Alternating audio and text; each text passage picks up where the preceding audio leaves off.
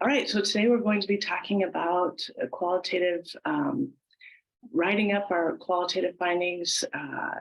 And basically, when I talk about writing up our findings, I talk about representing the data. So if you hear that language, that's what I'm referring to. As just so you know a little bit about me, I am a researcher, writer, and educator. I have been working with qualitative researchers, doctoral students for over 15 years now, and supported many doctoral students and master's students in completing their research and their writing. I'm really also interested in highlighting how we can bring out participants' voices in different ways. And while I don't talk about that today, that is one of the things that we do need to attend to when we are writing up our findings. So if you have any questions on that, just let me know. All right, today we are going to start with seeing how our research design impacts how we present our findings, and then how that can actually help us write. And then I will go into participant profiles. This is an addition this year for this presentation. One of the reasons why I thought that this was important is because it varies across the different genres that we have. So in a dissertation, the profiles are very different than in a manuscript or in a report. So we'll talk a little bit about those differences. And the biggest part of today will be on the external and internal structures of writing up and representing our data. And then briefly at the end, I'll go over some revision questions and prompts you can be thinking about as you revise your not so perfect draft from our internal and external structures. And then finally, Laura will take over and provide a live demo of NVivo. So we have our first poll now. What is your qualitative design? Here are some options. They're the most common, I would say, but if you have another option, just press G and we'll see how everyone is shaping out here. Okay.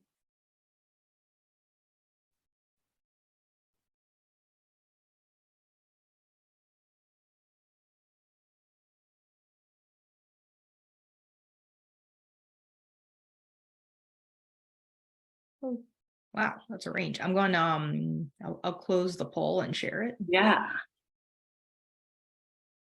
This is great. This is much more balanced than what I've seen in the past. I do expect the ethnographers to be more limited, and part of that reason is because we require so much time in the field for ethnography. But grounded theory is up there too, and phenomenology, that's great. So in this next part, I will go over these designs in a general way and say how, when we're using a specific design, that impacts what we do when we represent the data. So the most common structure, writing structure that I have seen is the thematic findings. And in that way, we're talking across the participants, and we are identifying the major patterns that are relative to our research questions. And so you might see this type of a structure.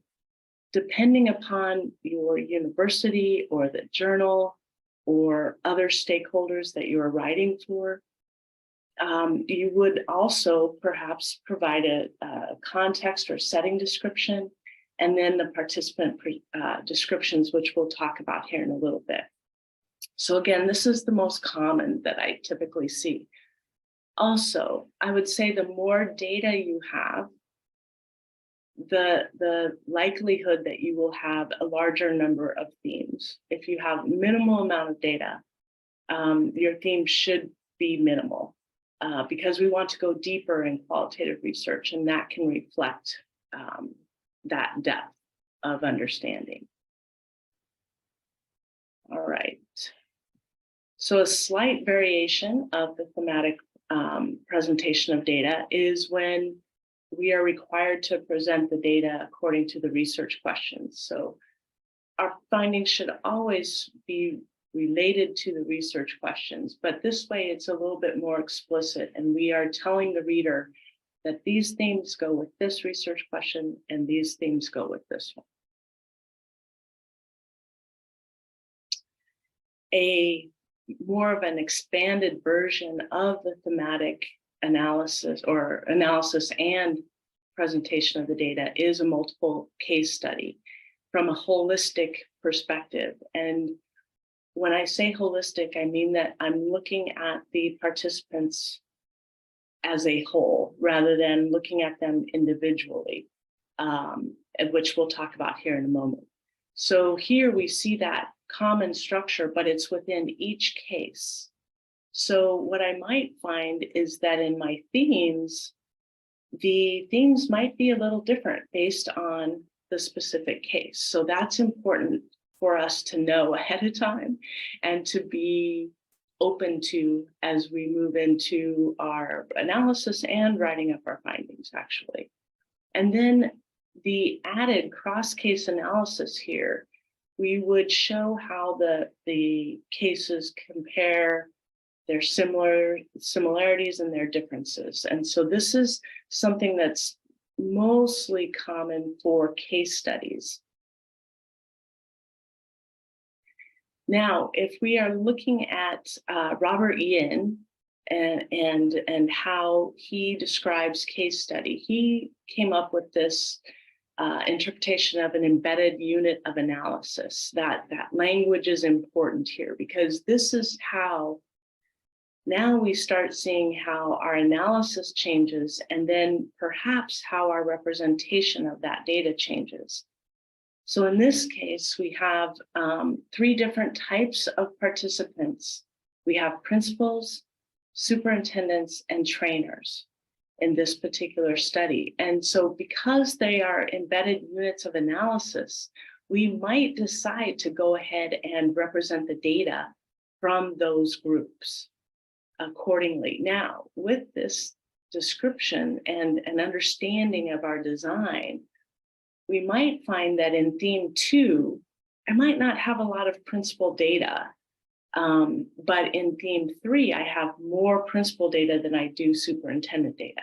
So this type of a design and understanding of how we're going to analyze and represent the data can give us some leeway to let the data guide us into how we're going to present our findings. Now, here is the multiple case study from an embedded unit of analysis perspective. So we see the same themes. We have themes in both cases, but now we're at the school level. We have school A and school B, school A and school B.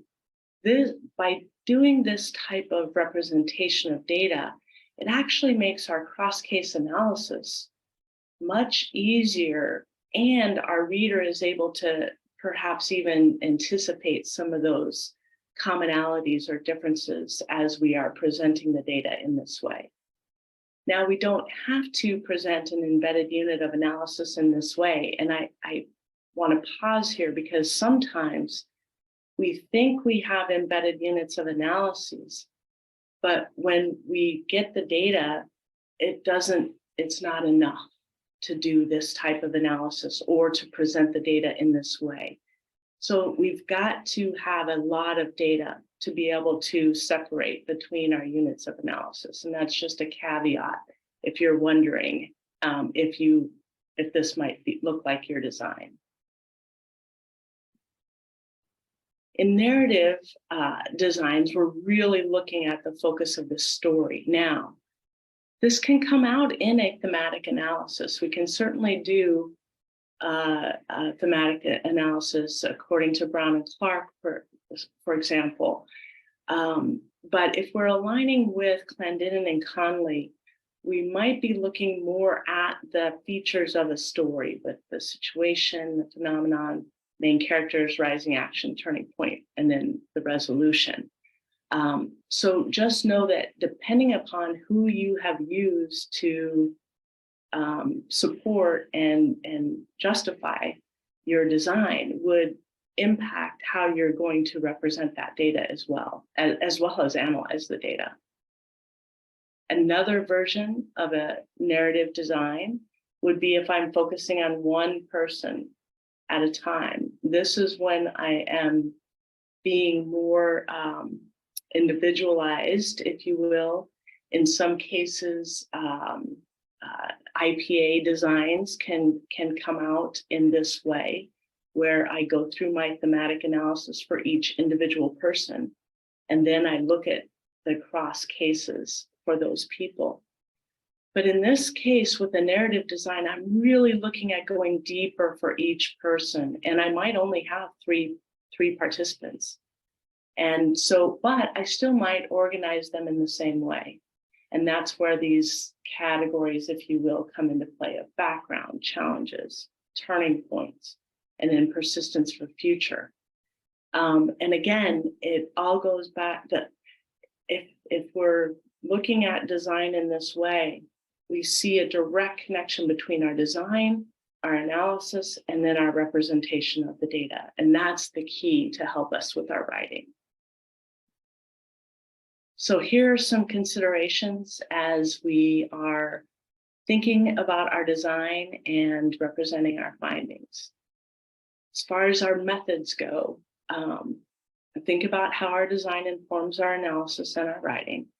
Review our guidance from other scholars on the specific designs that we have chosen. We should know them very well and have reasons why we have made specific decisions in our design. And then for me, design matters a big deal when we go into analyzing our data. For visualization, I think it's, so those previous slides all had a form of a visual representation of my design. I think this is critical as we begin to think about our writing. And we should always be thinking forward to what am I doing now in my planning or in my analysis that might impact my writing in the future. And these visuals are one way to do that. These visuals help us, but they also help our reader and help them see where we're going to take them. And then also by using visuals and descriptions of what we're doing, we're also supporting future researchers in doing the same. So as far as writing structure goes, those visuals that I presented really helped me to see then what type of structure I might present for the reader when I do present the data. They also give me some key words to draw upon and keep repeating for the reader's sake to keep them with me as I move through the writing. And that's true with our design and any of our decisions related to our methods. And then these, not only do these guide our writing, but they set up expectations for the reader. And we're going to continue this important idea of how our writing actually establishes expectations. And if we don't uphold those expectations for the reader, we're likely going to have some kickback from our reviewers to say, hey, we need you to do X, Y, and Z. So we'll see how we can do some things that'll minimize those comments. All right, presenting the participant information.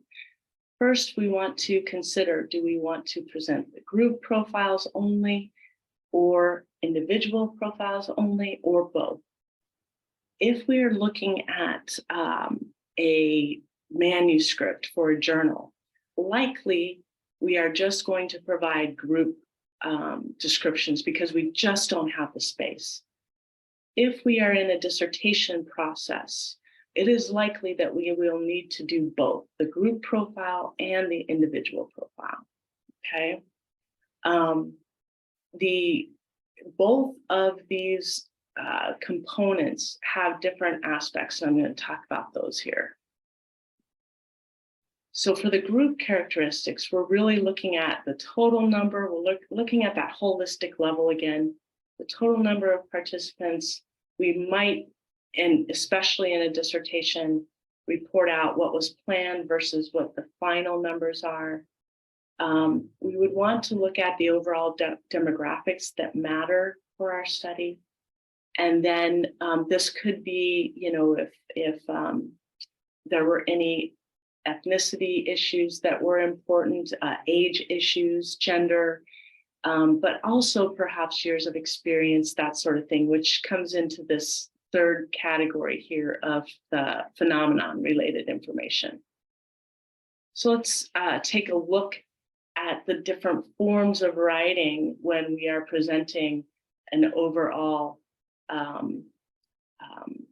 group profile. So this is an example from a dissertation, Rodriguez, in 2015. And so this study focuses on the experiences of 16 undergraduate Latina who are persisting in their STEM majors at the selected research site. So just as a caveat, before this, she did describe her research site for the reader. And as I mentioned previously, that might be something that you need to do. She talks about her purposive sampling and then the criterion-based sampling. And this is all setting up expectations for the reader, and what I expect from this person is now to tell me what those criteria are. And she has done that. So that's that first paragraph. Then she starts to be a little bit more specific, juniors and seniors in STEM. And then she gives the rationale why. Participation is limited to certain colleges. And so an overall, a little bit more in depth here because we are looking at a dissertation, okay? But now if we go into a research report, so if, for example, if I'm doing an evaluation of a program, I would really want to go into more detail on my participant profiles. And this, again, is that holistic account. So here we see 8,646 respondents to a survey, but now 82 people were interviewed. So really doing a lot more here because this is a large study and a large report. But interestingly, in the text that I have bolded here, we're showing the author is showing some differences here on from the national study or the larger sample to those who were interviewed. And I would expect this as a reader to see this type of definition and description. And again, down here, compared to the survey sample. And then when they make a claim of active learners, the author again describes that, what they mean by an active learner. In the manuscript now, look at how much smaller this is compared to the dissertation and the research report. We just don't have the room to provide a more in-depth description. So what happens here, then our visuals come into play. And this is what we see in the manuscript now. And we see a little bit more details, but we don't go into all of the descriptions. Now, if this were a dissertation, I would expect to see the differences and why each type, the roles. Why did this researcher choose the different roles? I would expect to kind of see that detail, okay?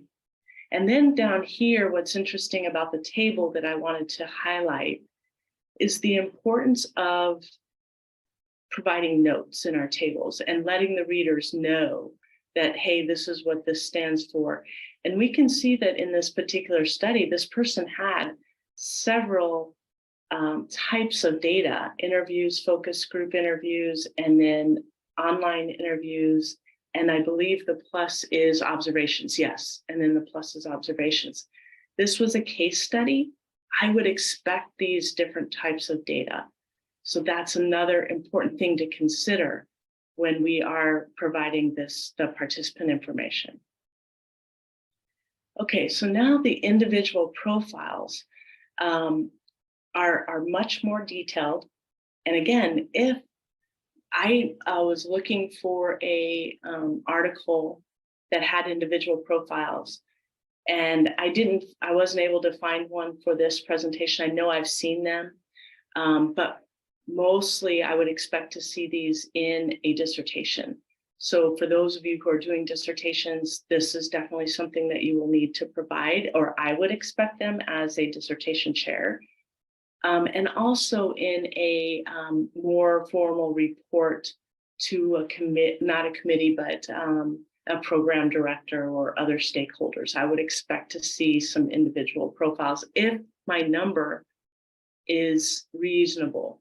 If I get over 10 people, I'm probably not going to give an individual profile. Okay. Now I wanted to show you just an example of this real quick. So let me do a new share.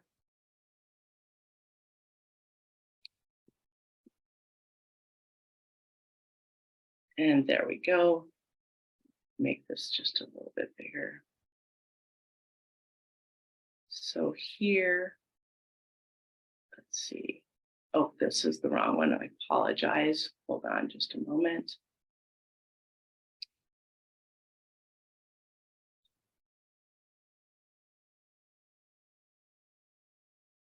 I pull it up.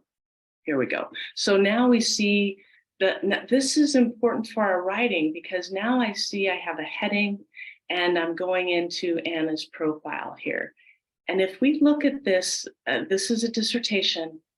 I'm looking at a page, 2 pages, to a little over 2 pages for this profile. Now, this is a bit long for a typical dissertation, but in this case, I believe it was warranted. And it still has a structure. And that's the important thing that we want to think about, is what will our structure be if I provide this profile? And then each participant after this, actually, the same structure is presented. So that is where our reader expects to start seeing this structure, and it makes it easier for the writing, and that is why this is important. All right, let's go back here. So in the bottom point here, this is this idea of structure. I believe that Stacy has provided you with one of our templates that I use for my own doc students and for our clients to help guide your profile information, both the whole group and the individual profile. So those will be helpful if you're in the dissertation or a larger report. All right. So now that we've kind of gone through the front matter, let's take a look at what it means to use our analysis and our design to inform our writing. So I'm just curious, what are you currently analyzing or writing up in your findings? Is this from, or why are you doing this for coursework, dissertation, manuscript, which would be your own research, or a formal report?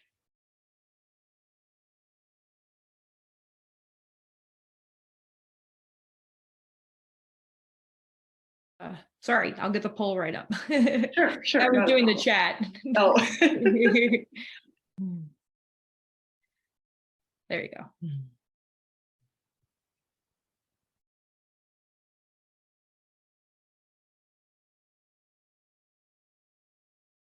This is great. Right.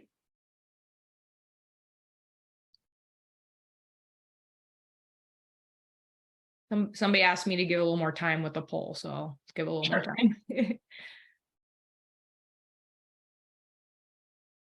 Yeah, those formal reports are we don't do them as much, but they definitely are more detailed when we do get into the formal reports. And so just kind of keep that in mind when we're looking at not only our findings coming up here, but how we enter into those findings in our data collection and things like that as well.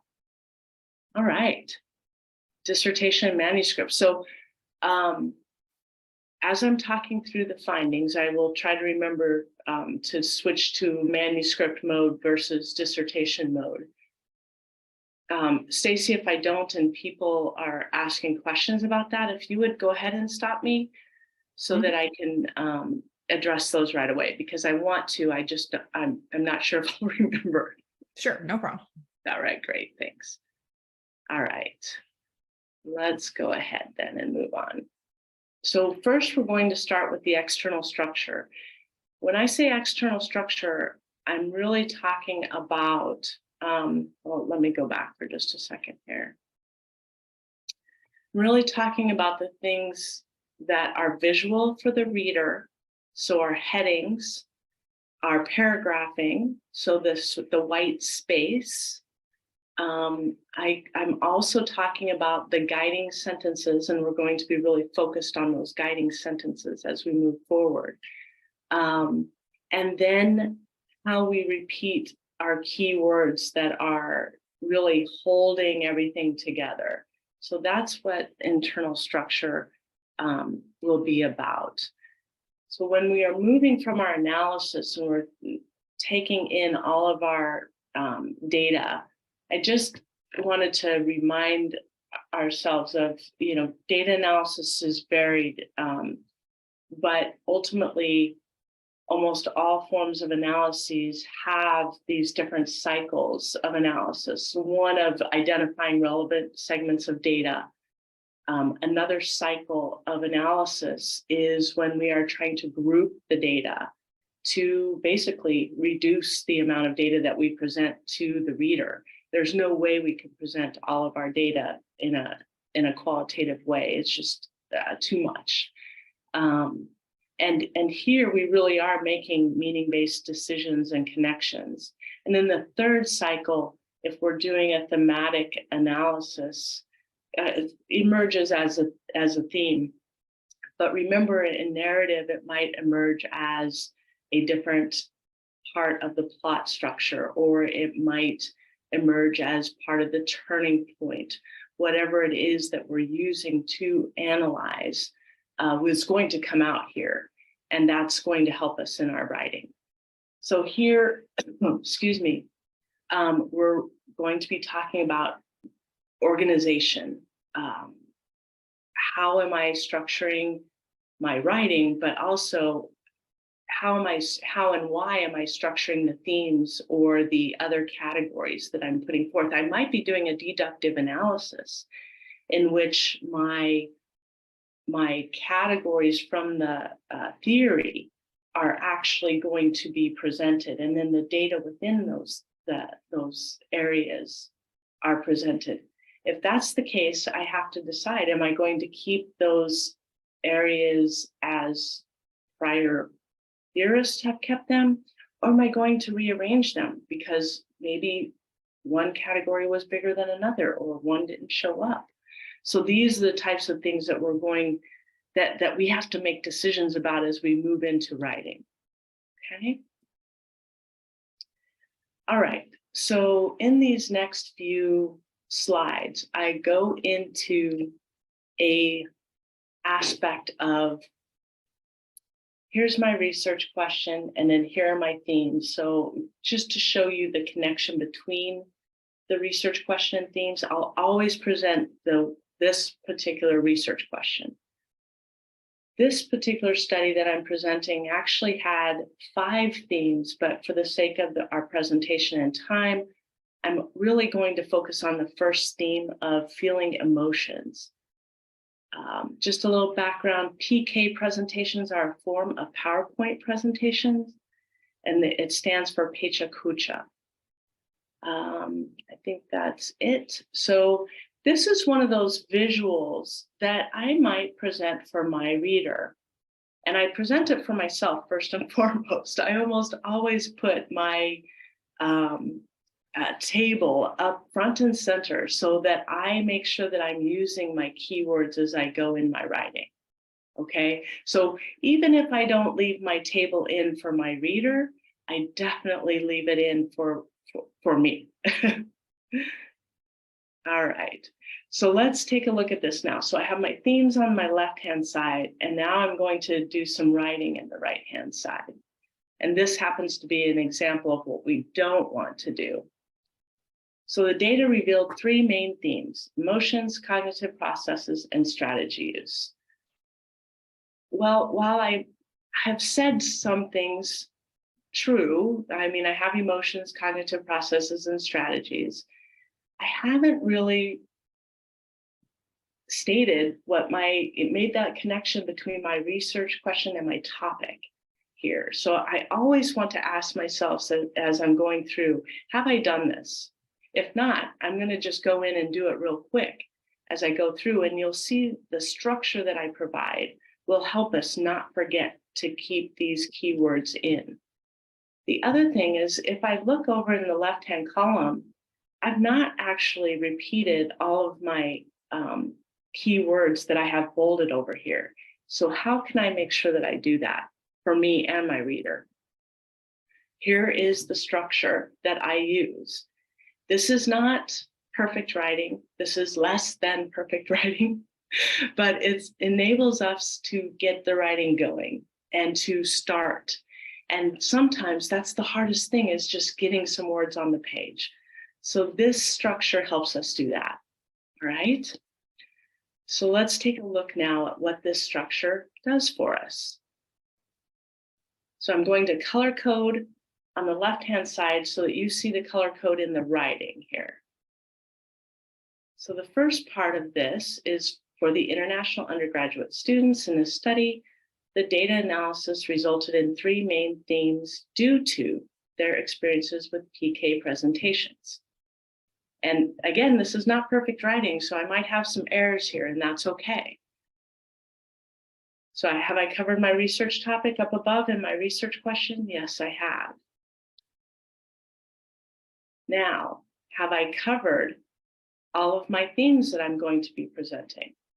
I see all my colors. Not that I would do this in writing. I'm doing this now for just so that you can see it. However, I can now see that I'm doing a better job with my keywords. So look at how my themes, the results of my analysis, are now helping me write. That is key.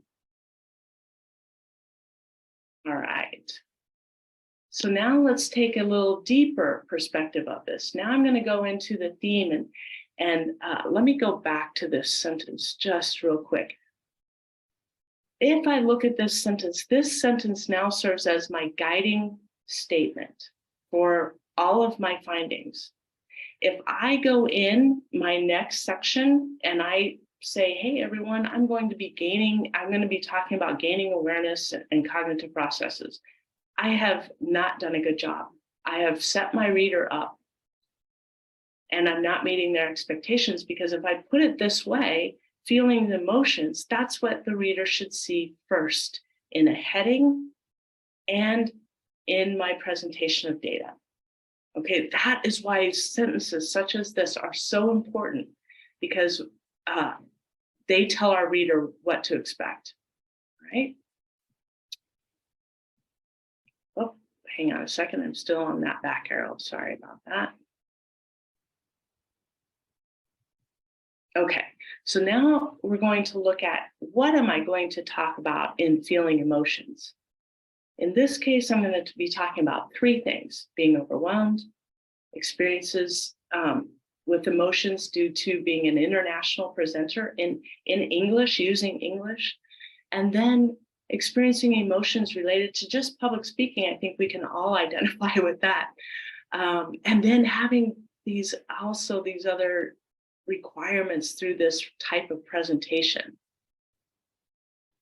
So now we have our left-hand column. This tells us our structure again. So let's see what the structure now looks like. Yeah, the phenomenon, the research question again. It's a very repetitive process. Don't worry about the repetitiveness. If our reader does not want that, they'll let us know. But for this way, let's just make sure we have it.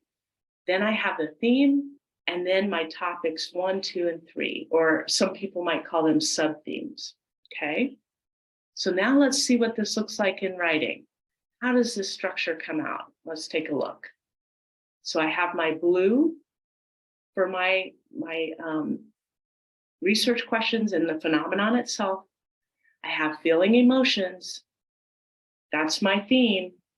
And then let's see if I have, so I've got my research questions, I've got my topic. I'm good with that sentence, but I haven't told the reader yet where I'm taking them. So I need another sentence to do that. Let's see what that looks like. Here we go. Now it's feeling emotions to being overwhelmed, being an international presenter, and now due to public speaking in general and the PK presentation. This format will help you make sure that you are covering the topics that you want to cover. Now, another thing with this structure is it can also help us realize that, hey, wait a minute, I think that I want to put public speaking first, and I have a rationale for that. I might start to switch my order. In this way, in our writing, we are continuing to analyze the data, okay? Because I might go, wait a minute. Being an international presenter has to go first because that's where they're coming from. If I decide that that's the case, I'm going to be switching things around and presenting the data differently, okay? I've used my keywords.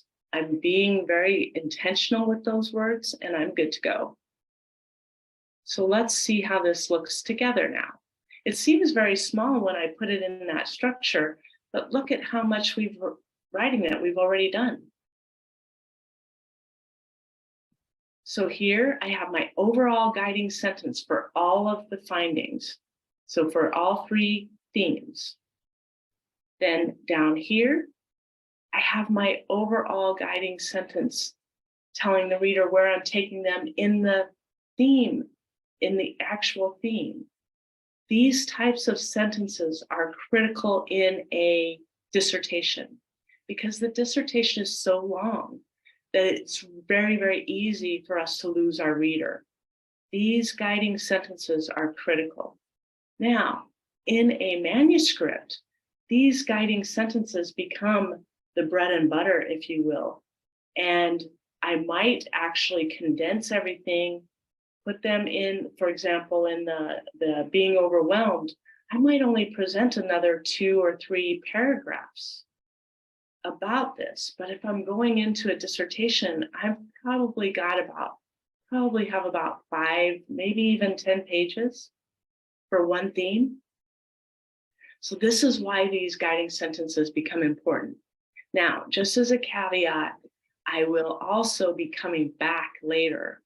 And I know that I will. So I let myself let this go.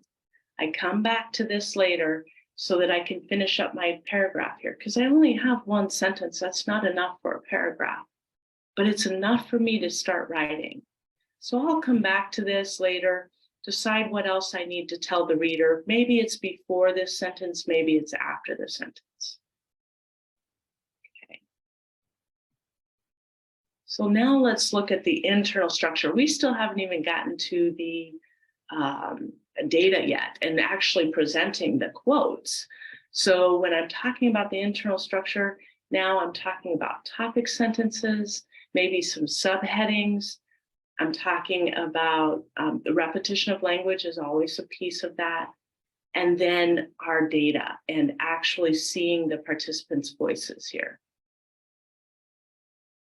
Again, I'm going to stick with this form of format so that we keep repeating it. It just keeps repeating itself.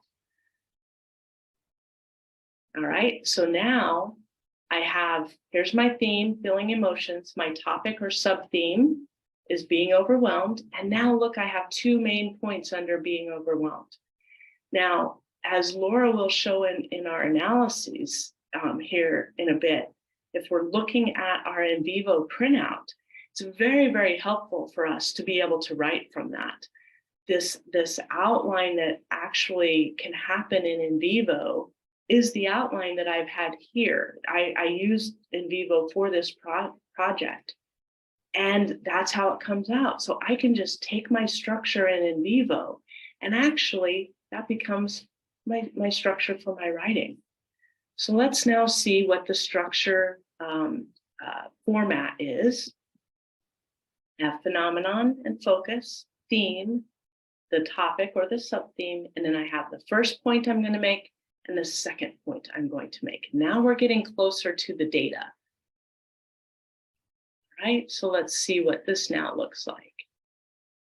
In the theme of feeling emotions, the EAP international students were overwhelmed. Okay, that's my first clause in my sentence here. And now I say, because of college demands and the responsibilities that come with being a presenter. So now I've reminded the reader that I'm going into my themes. I've been going in and repeating my key language. Now let's see what this looks like. I've got my research topic and I've got my keywords.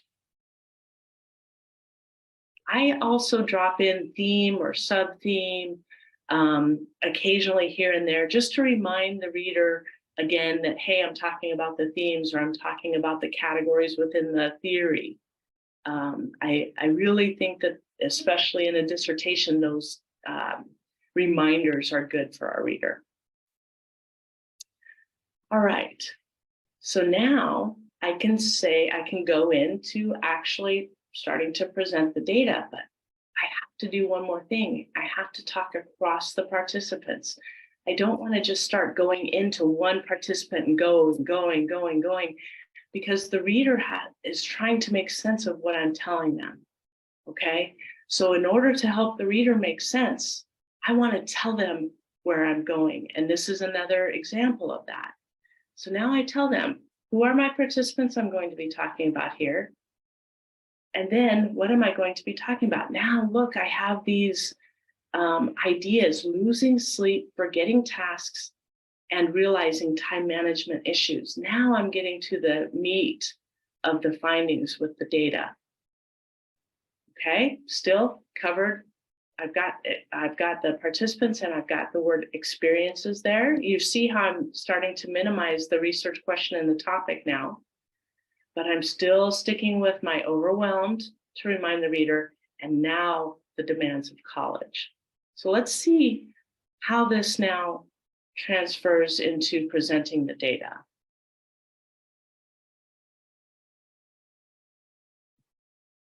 Come on. All right, so now let's see how this looks. Now I can present the data because I've set that up very well.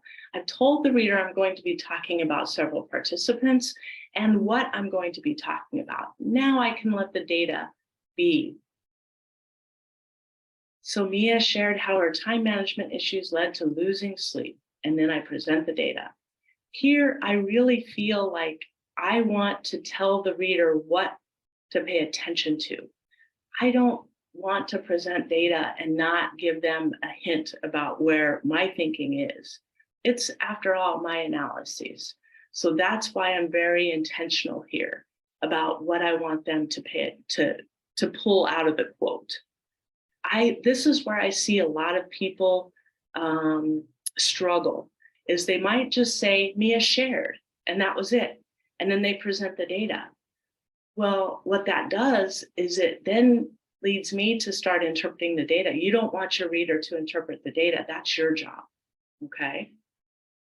All right, let's see how I now connect participants. So similarly, Ivan commented about being tired. Okay, so now we see I'm making a connection between the participants still, right?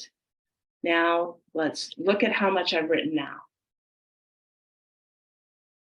Now, if I take my outline from my NVivo printout, I can put in these key phrases and key sentences in there, and then I can start adding in the data. And so this, for me, takes out the worry of getting it right, because I don't have to get it right. I just need to get it on the paper, and I need to be organized, okay? All right, now, here's the thing that I also see many people forgetting, and that's to close out a paragraph. If I have started a paragraph and I'm presenting data within that paragraph, I've got to close it out. So at the bottom here, I say, regarding the emotions they experienced while planning, ... Mia, Ivan, and Chris all spoke about the various aspects of time, which seemed to add a sense of overwhelm to their experiences. So now I'm iterating the point that I want the reader to take away. Again, that's my job. If I leave them hanging and just provide a quote, I haven't done my job, okay? All right, so real quickly now, we'll go over the revising the not so perfect draft. Here are some things to think about. So on the research design, does the design call for treating the data holistically or individually? That matters. The purpose of the design, have I accomplished that? Have I shown how the design and the data are connected? And then how will the data inform my writing? If I have visuals in my data collection, if I've included photos or images of some sort or artifact, material data, I need to bring that in too. That's going to affect how I present the data. All right, and then here's the analysis connection. And I'm going to, you all have the PowerPoint, so I don't need to go over each one. So external organization, headings, visual tables, visuals, guiding sentences and topic sentences. Internal organization, transitional phrases, repetition, connections between ideas and participants. If we do these things, we are meeting our readers' expectations. So here we have making claims, just like what Jessica spoke about in the last couple of days with making claims. We are making claims about our data, okay? So making sure that they are founded in the data is extremely important. The organization, this is some things to be thinking and asking yourself as you're writing and actually as you're revising, not as you're writing. If we think about too many things as we're writing, we will never write, or it will be extremely slow. So remember, this is about revision. Then intentional decision-making. Everything that we do in our analysis is about intention, okay? And then our logical order. And again, if we do these things, the likelihood of meeting our reader expectations rise. And one last point here, the importance of taking time away from our work when we're revising is critical. I can't expand on it enough. Our word choice is critical as we move in. Try not to get bogged down when you're writing your first not so perfect draft in your word choice, but the revision process, this is where you want to spend your time. We need to be intentional. Our words convey meaning. And then guiding our reader, as we've talked about, in logical order. Again, all of this together meets our readers' expectations. General sections of our findings.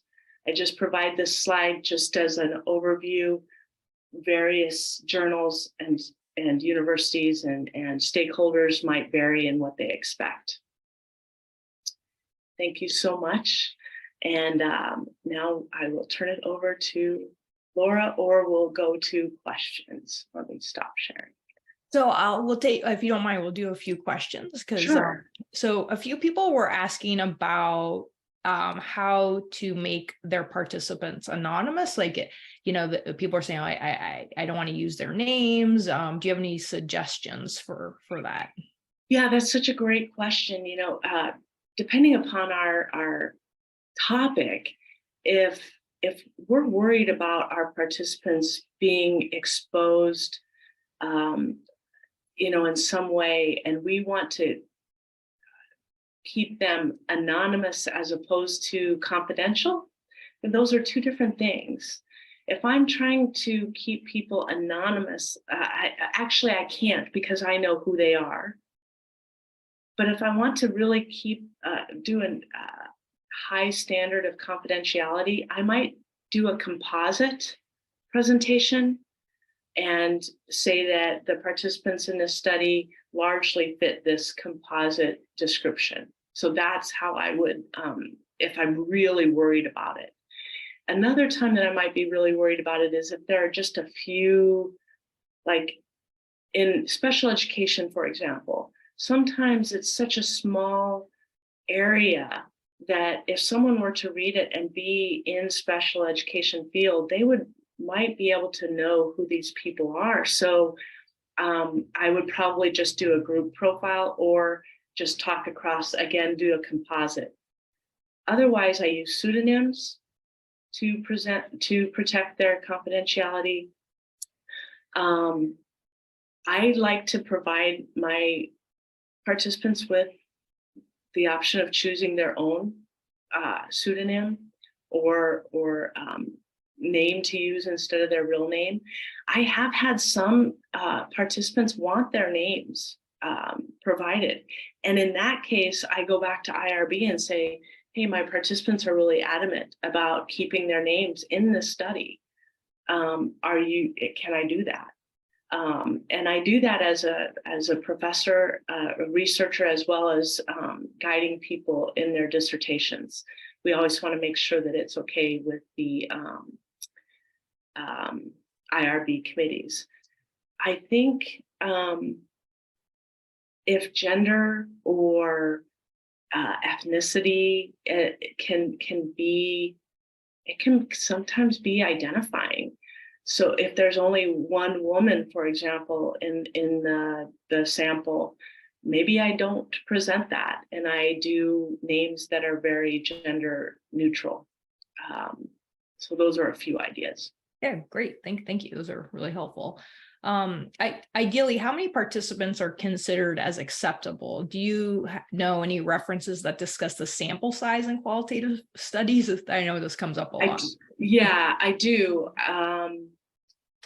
I think that if we're looking at the main five, it's changing now so much. Qualitative research I love it for that, because it's growing so much. But then it becomes harder to find those solid references and sources. But if you, like Clendenin and Conley, if you refer to them for narrative research, they're going to provide some guidance. I do have several articles. If I see some good articles, Stacy, I'll send it your way. Okay. But there was another article that I wanted to send you anyway, so I'll make sure that I do. Okay.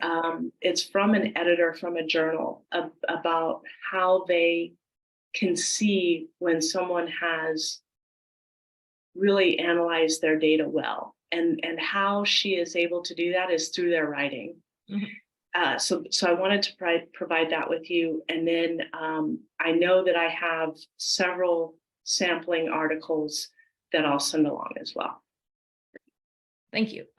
So one more question. Where should I ideally write about the positionality of me as a researcher? Does it come in the starting of the result findings or in the methods end paragraph? That's a really, really good question. I used to hate this from my professors, but it depends. If I'm in a dissertation process, I put it where my template says to put it. I've seen them in chapter 1s, I've seen them in the methodology section, and I've seen them in the findings section. Not all of them, but in one of those areas. If it's in an article, I've also seen it in different locations, but normally it's I like to see it either in the introduction or in the methodology, because I don't want it to get in the way of the data. That's why I wouldn't necessarily put it with chapter 4. I want my participants to shine. Now, if I'm one of the participants, and that can happen in qualitative research, then I might consider putting it in with the findings. In a more formal report, it would be upfront so that the stakeholders know who I am and what I bring to the table. I would put it probably in a, oh gosh, this isn't the right word. I was thinking of, oh gosh, I can't even think of the word. I was going to say epilogue, but that's not correct either. But I would put it front and center so that they know who I am and what my experiences that I bring to the table are. Great. Well, thank you so much. A lot of positive comments. Found this very, very helpful. People did. I don't know if you have time while Laura's presenting. If you want to go into the questions, you could type in some answers too. Yeah, absolutely. But thank now you so much. Yeah, no, thank you. I'll head over to Laura. Take it away. Hello, and thank you, Veronica and Stacy, and welcome everyone to today's demo of NVivo and thinking about how you might use NVivo as you are writing up your analysis findings. For those of you who have sat in on or looked at the presentations that were done on days 1 and 2, or sat in on the demos, the breakout sessions for NVivo, I think you'll see that NVivo can be used at multiple stages of the research. On day 1, we talked about using NVivo to support your lit review component of your research. And on day 2, I kind of switched the topic and we talked about how to set up an NVivo project and use it for the analysis. Along the way, we talked also about the various tools that help you support the research process, documenting the research process, and then, of course, writing up your findings is what we're going to talk about today. I hope you also remember, or will check it out if you haven't looked at those presentations, that one of the most helpful tools, I think, in NVivo is the memos. And today I'm going to talk mostly about different ways that you might use the memos and get you thinking about how you might set up an NVivo project to make the best use of those memos as you're doing your research from start to finish. So for today's demonstration, I actually want a different spotlight. There we go. Today's demonstration, I have merged the 2 NVivo projects that I used in the previous days. So day 1, we had an NVivo project set up for the literature. And on day 2, we had an NVivo project that was demonstrating doing qualitative data collection and gathering and analysis. You don't do the data collection, typically can in NVivo, but bringing it together for analysis. It is possible, and sometimes people do, keep those 2 projects separate up until a certain point of their writing, or maybe never bring them together. And sometimes people will start an NVivo project for the literature and then expand on that NVivo project by bringing in their primary data as they actually begin to do their research. Not necessarily one preferred over the other, not necessarily a right or wrong. As I'm hoping you're beginning to see, NVivo is a tool that's a very, very flexible tool and will then lend itself to whatever is going to work for you in this project at this time, depending on your research design and depending on the way that you prefer to work and so on. So for this project, what I actually did was bring in that literature that we had gathered in the project 1, and you'll see under my files, as a reminder, on the blue bar on the left-hand side, we've got all of the folders, and in this data section, all of the data that is in the project. So I actually imported the lit piece of the project so that I have that here, and that can become a really helpful addition as I'm going through and doing my analysis and thinking about what we're seeing in the data. I can have a memo open where I'm taking notes about, let's say, what some of the interviewees said, and how that's the same as or a little bit different than what was found in the lit review when I was doing the lit review. So I combined that part, and you'll remember that in the notes section, we have folders for memos. And I have brought also in all of those memos that came in as part of the reference NVivo project. Then we also, up in this section, have folders for our primary data. And remember that we've got interviews, and there are many other types of data in this project. This is the environmental change project, has mixed methods and has, you know, social media data and survey data, as well as interview data and so on. So as you are getting to the stage of your analysis, although it doesn't really happen in separate stages, it's much more iterative, as was implied by Veronica's presentation, where you're starting to write some of the results, and then you're thinking about that, and it may drive you back into a further analysis question and so on. The key to capturing a lot of this information in the moment as you're doing it is to have a memo open and be able to track those notes. And you're going to have different types of memos with different purposes, different structures, and different information that you're going to enter into it as you progress through your analysis. So I will go into the memo structure in a moment, but one of the most important things about those memos is that you can export them as Word documents and then have that become or inform the writing process as you continue to do your work. So before we go into the memos, I just want to kind of orient you to what you're seeing in this project. And here under my codes, and in this project, I have far more codes and coding folders than you'll likely ever have in your own project. But I wanted to show you an example of what might be the final set of codes, the way they look when you're doing report write-up. So if any of you are sticking around or will watch the recording for the breakout sessions after today, there is one of the breakout sessions is about thematic analysis, and you might see something that looks a little bit like this.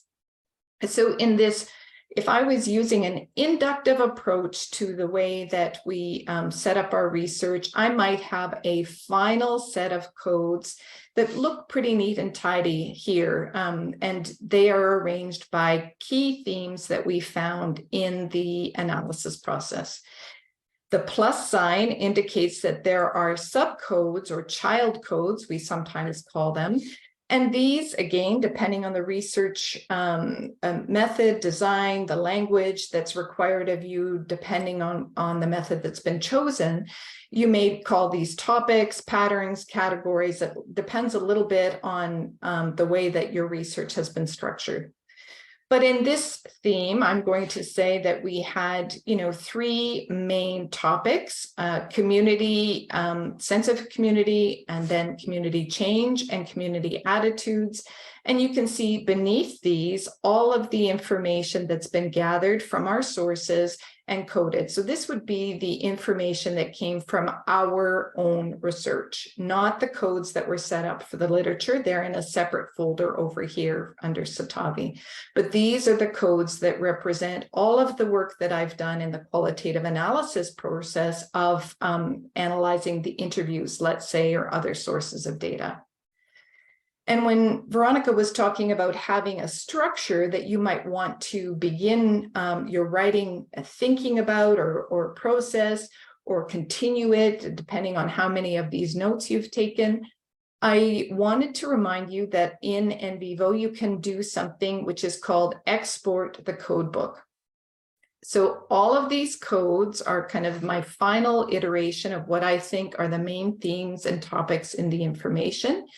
And if I wanted to export a list of those codes and see everything that is kind of defining those codes and how many files or different sources have been coded there and how many references or different chunks of text have been coded there, this kind of gives an overview, what I call an eyeball analysis of how commonly used these codes were in this data set. So to export the code book, I can go up to Share and Export Code Book, and it will give me the option to export this code book, and I can include the number of files and references. By the way, I forgot to mention that today I'm using NVivo 14 for Windows, and if you're using different versions of NVivo, some of these features may live in slightly different places or look a little bit different. If you're using NVivo 12 or you're using NVivo for Mac, some of these things look a little bit different. In NVivo for Mac, the number of files and references comes automatically. In NVivo for Windows, you need to choose that. So I'm just going to cancel out of here because I actually already exported that code book just to save us a bit of time. And I want to show you what's exported. So this code book is a list of all of the codes that were in that folder that I showed you. But you can also see the description of what belongs in that code, the number of files, and the number of references. It's kind of an indicator of how much coding is present in that code. And this can become a very helpful tool that you would use to share with your committee or to share with other people that are interested in your research. And you'll notice that the name of the code is put in different places, and that indicates the hierarchy. So this is my main theme, community, and one of the key topics, sense of community down east. And here are some of the things that were coded under that code. So you can scroll down and see how those codes and themes, topics are related to each other, what belongs in each one, etc. And one of the things that I highly recommend and is very, very helpful when you're actually doing your methods write-up, which you also have to do, is exporting this code book, not just at the end of your research, but at multiple stages of your analysis process. So perhaps if you've done an inductive approach to your coding, you've got a whole long list of codes that you've developed and they don't even have any structure. And you're kind of at the end of your first round of coding of all of the interviews, and you've got a list of, I don't know, 100, 150 different codes. And you and your supervisor say, okay, we've got to make some sense of this. You might export your code book at that point. And then as you begin to revise and work with your codes and set up some structure and try to make sense and merge some topics that are highly interrelated, you might export your code book again. As you go to write up the methods section of your research, then you have those code books, save them in a place. Sometimes I even import them into my NVivo project, so they're all there. I set up a folder for my code books and make sure that they're in there. And I can look at those code books and then report on the evolution of the coding structure over time. So that is a very sound way both to remind you of what you've done, but also to demonstrate the evolution of your thinking as you progressed through the research. If you're using a different type of research design, you've got a different analysis process, you may still want to export the code book at multiple places, because you might have started with a list of codes if you're working in a deductive manner and you've got a theoretical framework that you started with, but you started to change that theoretic coding structure based on what you were seeing in your research. So the code book is a very helpful tool, not only at the end of your project when you're writing things up, but also something to export on a regular basis as you're moving through the research. So really highly encourage you to do that to keep track of what you've done. You may also have a methods memo that you have been tracking all of the decisions you made, all of the, if I come down to memos here, all of the decisions that you've made, all of the coding discussions you might have had with your supervisor or your team. If you're working in a team, you can track those kinds of things in memos as well, remembering that those memos can be exported as Word documents. So now you've got kind of a list of all the decisions that were made as you were doing them. You don't have to go back and look for and think about things, but you also have the code book to kind of show the progress of the evolution of your coding structure, etc. So The code book is one way of really kind of guiding that. And then the way that you set up your codes and your memos that correspond with the codes can also support your writing. So going back to that code folder that shows that list of codes, one of the things that I wanted to remind you of is that you can associate a memo or link a memo to a certain code. So here I can see that the natural environment code has a memo linked to it. And as I've been doing my analysis at multiple phases of developing this high-level theme, I will have been tracking what I think belongs in the theme and some of the key quotes that are associated with the theme and so on. So if I've done that kind of thing, then I can have those Word documents exported as memos. And if I've done some linking to key quotes or even pieces of research, you might see them be represented in a memo in this way. Now, these See Also links are available only in NVivo for Windows, but if you're using NVivo for Mac, you could still be using that memoing process and just documenting where you are finding the most helpful quotes and pieces of literature that you want to refer back to and so on. So this was my memo that I was gathering information about this topic called community change. So I might have exported it just to remind me of some of the things that were really important about community change. But as I continue to go through and do my work, that natural environment memo, maybe at the stage of writing up my findings, I'm now going to be thinking about what I'm seeing in these topics, referring to key quotes that are represented in the literature, and also referring back to, key quotes that are represented from my own data, but also linking back to some of the findings that I remember from the Lit Review.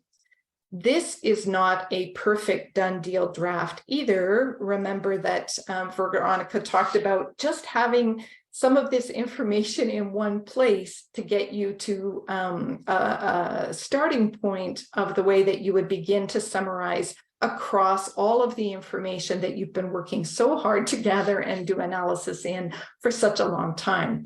And it might have been a very long time since you've been looking back at the literature, so you can start to bring these things together in specific summary memos that are associated with the theme at that highest level. So I'm just going to come back to NVivo and also get you to think a little bit about the participant profiles that Veronica talked about. And if you're using the type of research design that you would be reporting on those profiles, a really great way to capture some of that information, there's two things that I would encourage you to think about. One is if you've got very kind of, let's call it quantitative information about the interview participants, if you're using that kind of data, you might want to track those demographic characteristics and build what we call cases in NVivo. It doesn't mean you're doing case study research, but it's a way of grouping the attributes or the demographic characteristics about each of the participants. And you may want to create a case for each of your interviewees and assign some of those demographic characteristics to that. If it's very short and kind of categorical or quantitative information, things like gender, age, where they live, their profession, whatever those things are that you've collected that are relevant to your study. And those would live in what we call a case classification sheet. And you can then have a look in here at some of the characteristics. And this has a lot of information in it, but you would be able to see the characteristics that we've associated with somebody like Barbara. So if you're doing participant profiles and you have that kind of information, then that would be a really great way for you to be able to come in and take a look at who, this is a better way to show you perhaps, who is part of the study, what kind of information you've collected about them, and that kind of thing. But also the participant profiles that Veronica shared were a little bit more robust and had more detail for writing up things like their attitudes about a certain piece of information or a key finding in your study or any of those kinds of things.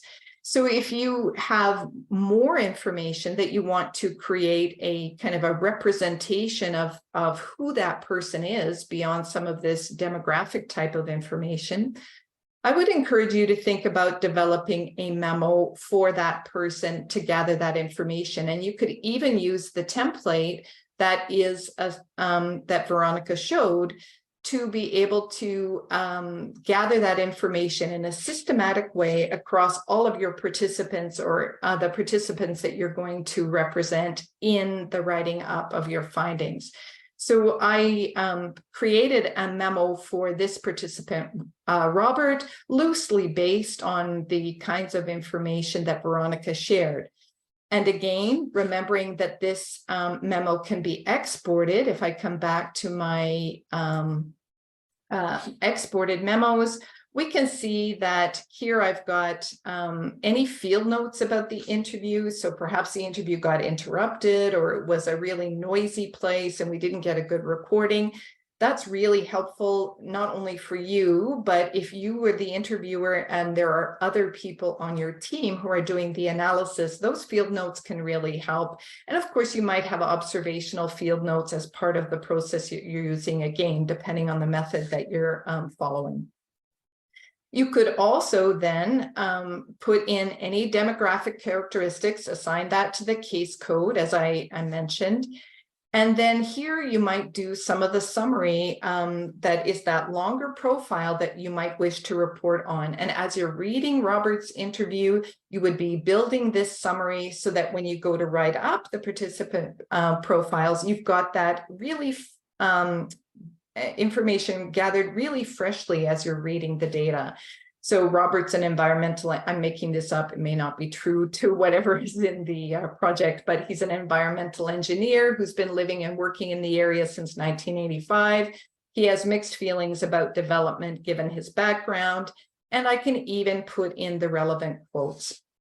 And then, as you see, this is a Word document that then allows me to kind of copy and paste and bring that information in as I need it into the writing up of my findings.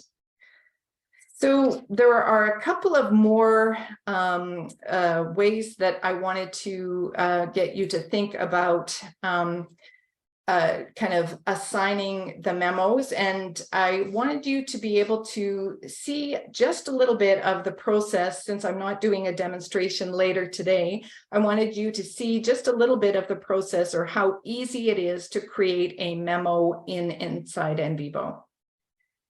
So the type of memos where we're gathering information very generally, like methods, and not necessarily linking that to a specific code or piece of data, we would simply create what is called a standalone memo. It's not linked to anything.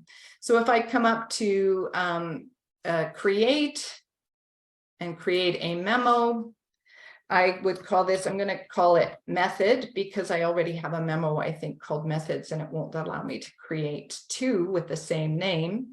But I simply create the memo. It opens a Word document or a document that looks like a Word document, and I can have that open as I'm going through my research and be able to write in here. So I can date stamp that memo, and that can be very helpful, and say, this is the first, round of interviews, and whatever. I'm tracking my information as I'm going along, writing up what we're doing each time, so that when I go to write the methods section of my report, I don't have to go back and think about what we did. I can export this memo that has documentation of all of the decisions that were made as we were doing it.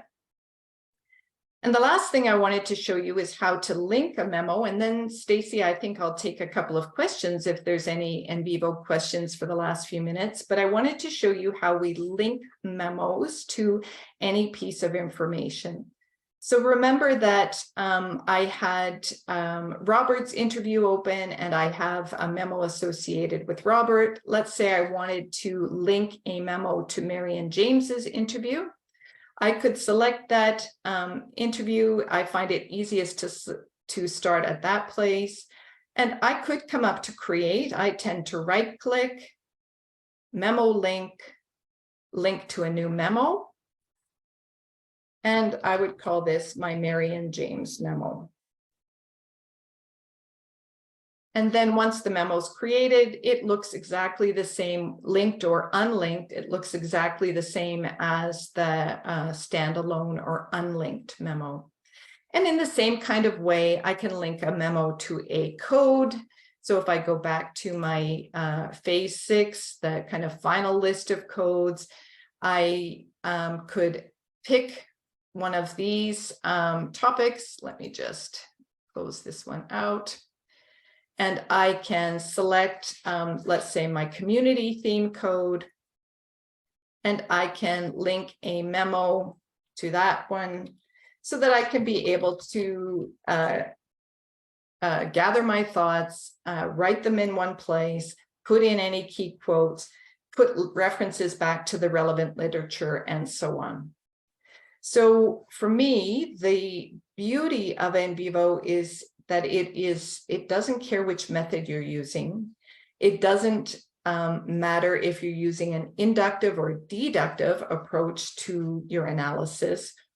What matters is that you understand that it's a tool that you can then adapt and lend itself both to the method that you're using, your way of thinking, the type of data you have, whether or not you're working by yourself or in a team, and then be able to use these tools to help you much more efficiently gather that information along the way and be well prepared when you go to do that writing up. Most of it is already there in draft form and ready for you to continue the writing. So I'll pause there and see if there are questions that I could help answer. Great, thanks, Laura. There are a few questions, and I just wanted to let people know I put a link into the Lumivero conference if we're doing a call for presentations till July 14th. So we'd love for you to apply, and just some information about NVivo. NVivo 14 came out in March, so that's our latest version. So here's a question on, how using color coding. I tend to use the same color because I don't understand the usage of the color codes. Could you please speak to that and how it might help? Yeah, absolutely. Great question. So here's a true confession. I did not used to use the coding colors very much. So we're talking about that you can assign certain colors, and you can see them showing up here on the right-hand side of my screen. But you can see that in this set of codes, people have used the colors very purposefully. So notice that all of the codes associated with the natural environment are colored blue, and all of the ones that are associated with community are colored yellow.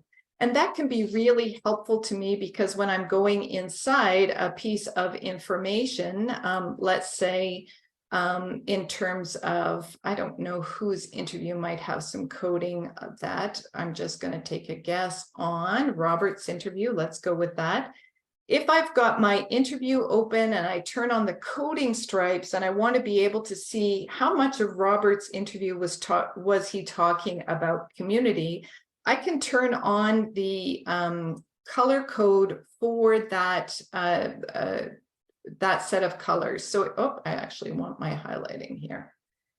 And we'll just do it for selected items. And that pulls up a separate little window here. And I'm going to go down to those other set of codes and turn that on. And I'll just turn it on for community. And then that should pull up all of the highlighting. Anything that's highlighted in yellow, I know is about community. So I can actually start to see where things have been coded to community using those colors. I also have used the colors quite effectively at different stages of the research. Let's say I'm back at something where I've got fairly undifferentiated codes here, and I don't have any color assigned to them. But as I'm going through and thinking about where I would regroup these codes, maybe I'll say anything about community, I'm going to color code as yellow. And then as I'm going through and looking what's coded within each code and making sure that the description or the definition of the code is right, I would assign this to a community code, and I would just visually represent that with this color. Then when I move to the next stage of gathering those under a top level code, I can easily see the ones that are color coded for that theme or topic. So hopefully that gives you some ideas. Sure. We'll just take one more question. How do I bring in my secondary data like visuals and other textual and non-textual based data in NVivo? Yeah, it really depends on what type of data that you're talking about. If you're talking about, let's say, maps or pictures, you can import those pretty much the same way that you import any other document or PDF. If you're talking about other sources of data that might be in, let's say, social media, you might use the Encapture program to bring that in, or if you have survey data, check out the mixed methods demonstration tomorrow. We'll be showing how to bring that in. So it depends a little bit on the type of data. You would still, of course, go to the import ribbon and choose the data type. And if you're not sure how that's going to work, do a little practice run in a project, a trial project, and check out the help screen for really helpful tips about the ways that the data needs to look or be prepared before you bring it in. So I'm going to pause here. Stacy, thanks everyone. I encourage you to check out one of the following breakout sessions. I think the only hard question is which one to attend live and which one to watch the recording. Yeah. And to get to the breakout sessions, they're at the top of your screen. Go to sessions, and then you can pick which one to join, because we're not breaking you out now. I think there's some confusion on that. These are sessions that there's Zoom meetings that you go to. So see you at one of those. So thank you, Laura and Veronica. Great presentations, both. Thank you both.